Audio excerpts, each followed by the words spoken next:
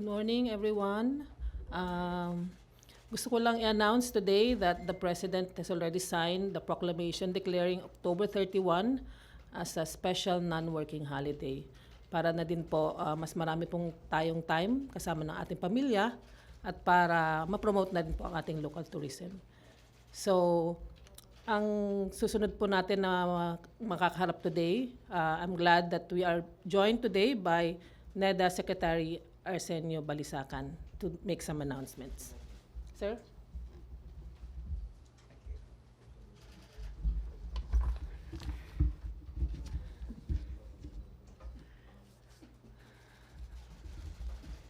OPS YC Secretary Chaloy, Garafil, members of the Malacañang Press Corps, ladies and gentlemen, good morning. To better appreciate where the Philippine economy stands, please allow me to explain the recent developments in the global economy. Essential commodities and inputs for food value chains are experiencing substantial supply constraints. First, the cessation of the Russia-Ukraine conflict remains uncertain. Second, natural calamities have dampened agricultural production in many countries, including the Philippines. As a result, inflation has remained persistently high globally, driven by rapid price increases in food, transportation, and energy. The Philippines and our Asian neighbors are not spared from these trends. Major economies in ASEAN, such as Thailand, Singapore, Indonesia, and Malaysia, have seen their inflation rates accelerate in the past year. The United States has also been trying to rein in inflation at a 40-year high. The country's Federal Reserve has engaged in aggressive monetary tightening, and it appears ready to continue to do so even at the expense of a recession. It has raised interest rates to slow down spending and demand for goods and services to reduce inflationary pressures. These developments have given rise to predictions of slowdowns or possible recessions in major developed economies and trading partners such as the United States, members of the European Union, and China. Recessions in our major trading partners entail weaker demand in terms of exports, investment, and tourism.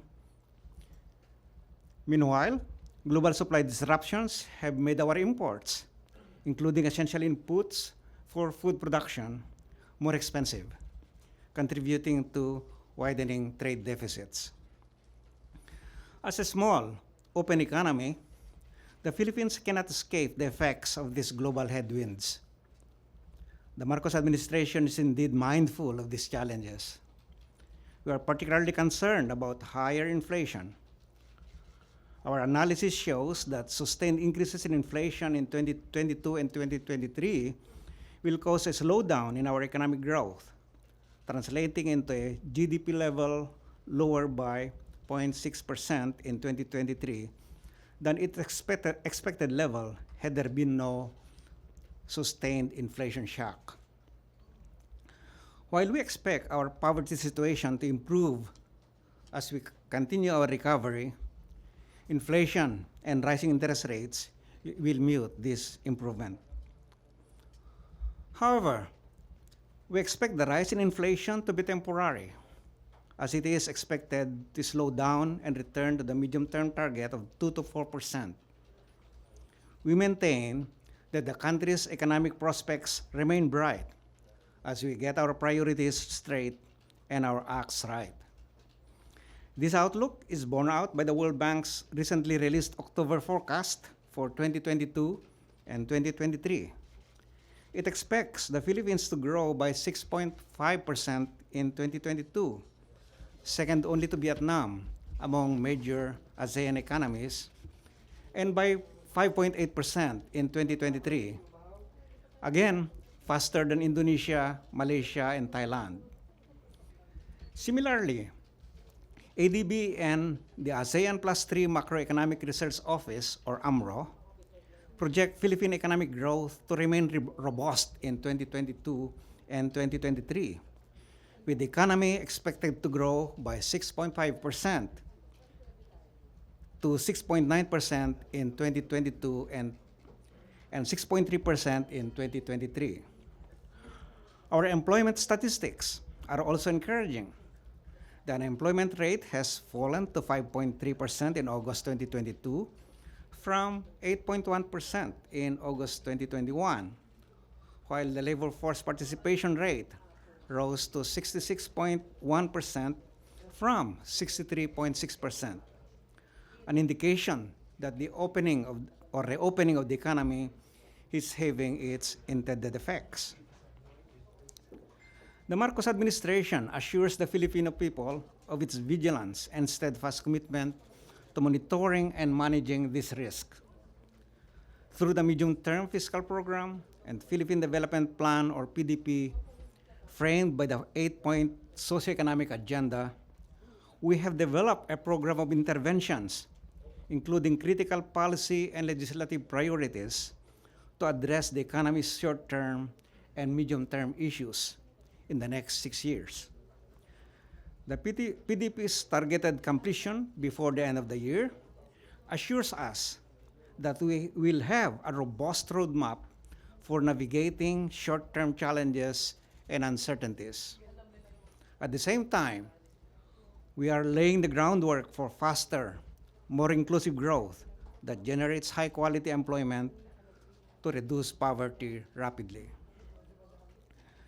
The plan shall include measures to strengthen the economy's foundation for more and higher quality job creation by addressing the most binding constraints to business investment and expansion in growth drivers such as manufacturing and agriculture, tourism, IT BPOs, construction, and creative industries.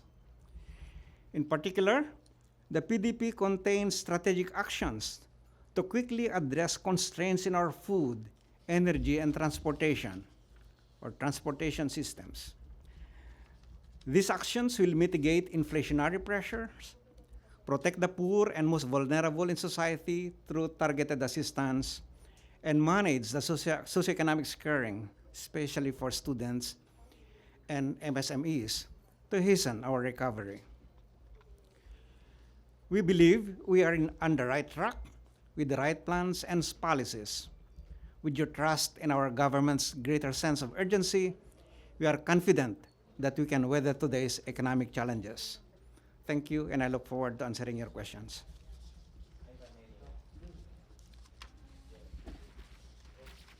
Secretary, good morning. Good Pwede morning. hong malaman ano yung napag-usapan ng economic team ngayong umaga with President Marcos? This morning, we I understand you had a meeting. yes, we did, and we tackled these short-term challenges that we have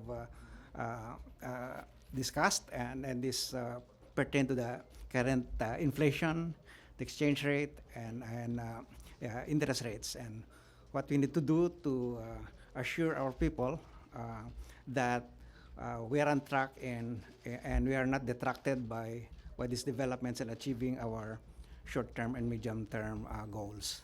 If I may push for more specific, Secretary, meron po bang napag-usapang options? Kasi in the last 2 weeks, halos 10 piso pong tinaas halimbawa sa presyo ng kada litro ng diesel. And understandably, the hardest hit sectors are asking for some sort of reprieve. Maybe a fuel subsidy, or there are calls for the suspension of excise tax or VAT on petroleum products. Are these on the table, sir? Are these options that we are considering at this time? Of course, we are looking at these short-term issues, the continuing inflation, and ensuring that as we address these short-term issues, we are mindful that we will not abandon the medium-term goals, no? And we make sure that we are on track toward economic recovery. So yes, the intention is to address this inflation, particularly providing assistance to the most vulnerable and poverty groups by continuing the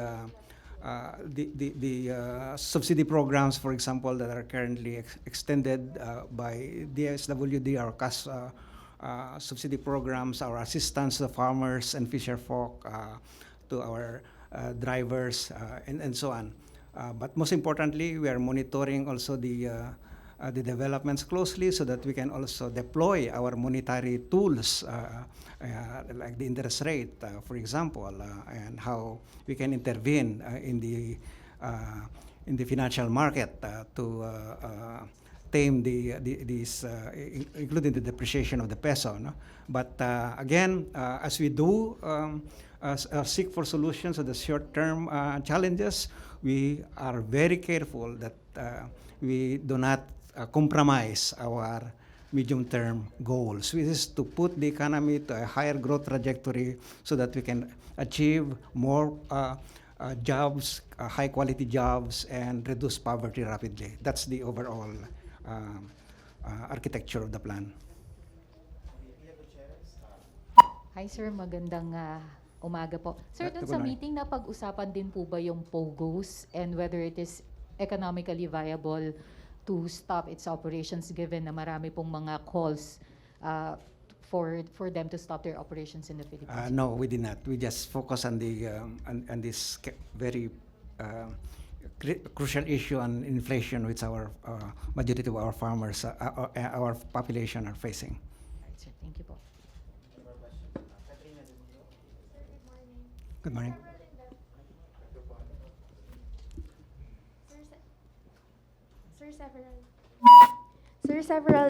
Several investment pledges were made during the 3 state visits. May we know if there have been confirmed ones or some that have already materialized, even if it's just in the initial stages? Of course, as has been earlier reported, there are many of those intentions and pledges. But major investments are usually take time, no, to materialize. It's actually fast if you get those investment in 1 year, because when people, big investors go to a country or expand their operation in a country, they'll do their work and to ensure that their investment will deliver them the return. So as usually the case, it's not, you don't expect that when they promise they come in, the next day they are there. No, it's not, that's not the real world. All right, sir, just a follow-up question. Figures have been reported about investment pledges with regard to the president's state visits to Indonesia, Singapore, and also his visit to the United States. But may we know how much investment pledges the president got during his F1 weekend in Singapore? Oh, I don't have the number. I was not privy to that those numbers, but I think that those were shared already earlier. But again, let me emphasize that a big part of the efforts to bring in investment to the country is, it really kind of a courtship, that you have to keep pitching for the attractiveness of the Philippines as an investment destination. So it's not enough often that you talk once with them, you talk twice. It has to be a frequent follow-up and to ensure them that the issues that they raised the first time, and for example, during the visit of the president and meetings with investors, the CEOs in these 3 countries, the investors raised a number of issues, concerns, and which we have to address. And when we came back, we have started discussing and addressing those issues, particularly on logistics, infrastructure, and even such thing as airports. Okay, maraming salamat po, NEDA Secretary Arsenio Balisacan. Maraming salamat po, OPSOIC Attorney Shelley Villicaria Garafil. Maraming salamat, Malacañang Press Corps. Thank you very much.